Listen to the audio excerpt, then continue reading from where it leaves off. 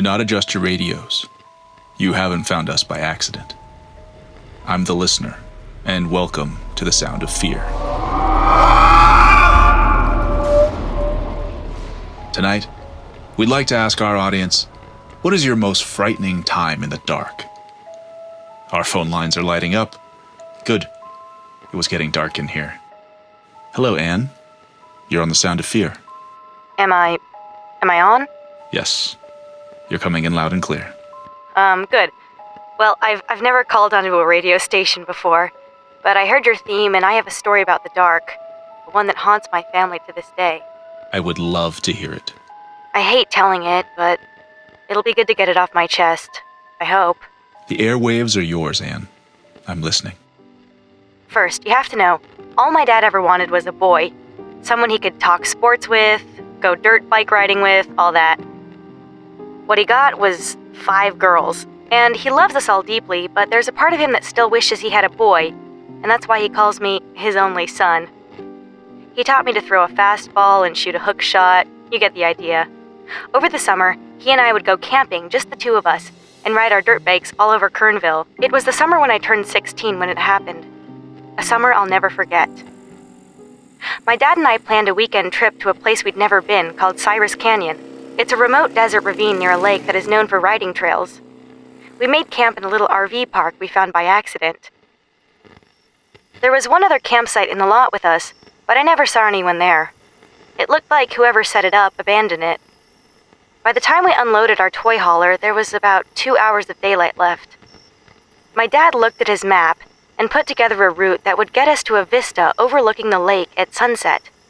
We'd need our headlights to get back to camp, so my dad did all the necessary checks to make sure we both had perfectly working headlamps. My dad is a meticulous guy who does not take chances.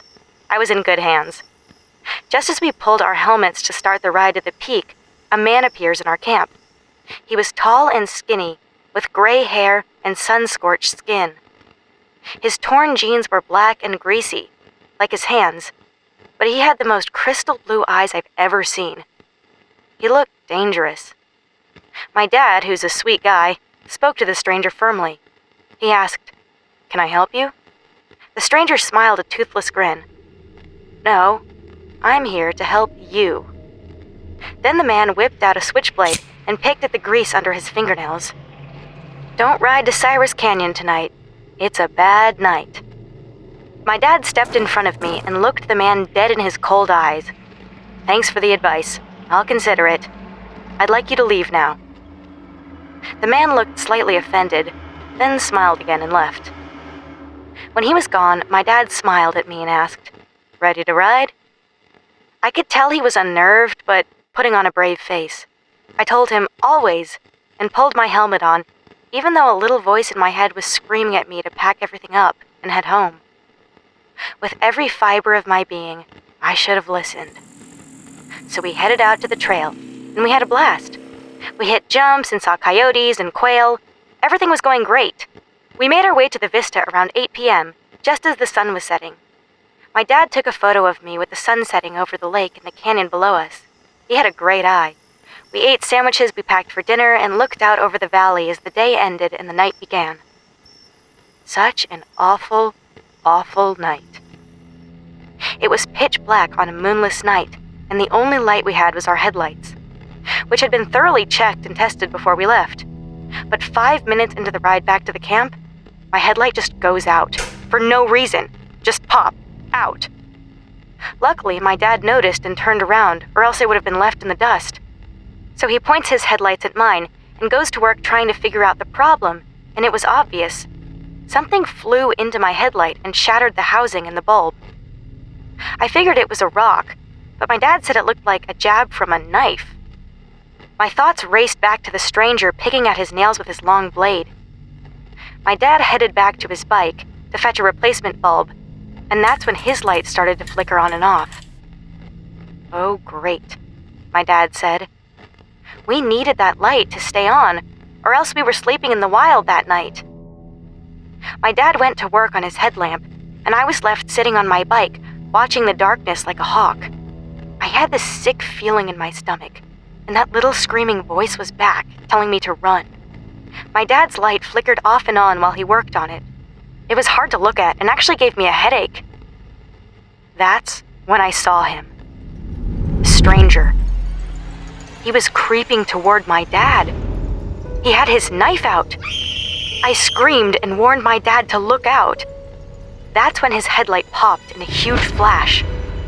My dad yelled out, "I'm blind," then made a noise I hope I never hear again. I fumbled my way over to him and found him laying on the ground holding his face. I held him and watched for the stranger, but he was gone. I asked my dad, "Did he cut you? Did he cut you?" But I didn't get an answer. My dad had passed out. Or worse. I didn't know what to do. I was miles away from cell service, and there was no way to see where I was going anyway. We were stranded, alone in the dark. I sat there for hours in the pitch black, holding my dad, waiting for the sun to rise. Finally, the sun rose, and I could see the damage the stranger had done, and it was nothing. I thought he had slashed my dad's eyes out, but his eyes seemed fine. Then my dad wakes up, scared. His eyes are wide open, but he says he's blind. I ask if he remembers being attacked by the stranger, and he has no idea what I'm talking about. He said the bulb shorted and the flash blinded him. I didn't have time to push further. I helped my dad to his bike, and we rode double all the way to the emergency room. The doctor said that the bulb flash had blinded my dad temporarily, and that he should be back to normal in 3 days or so.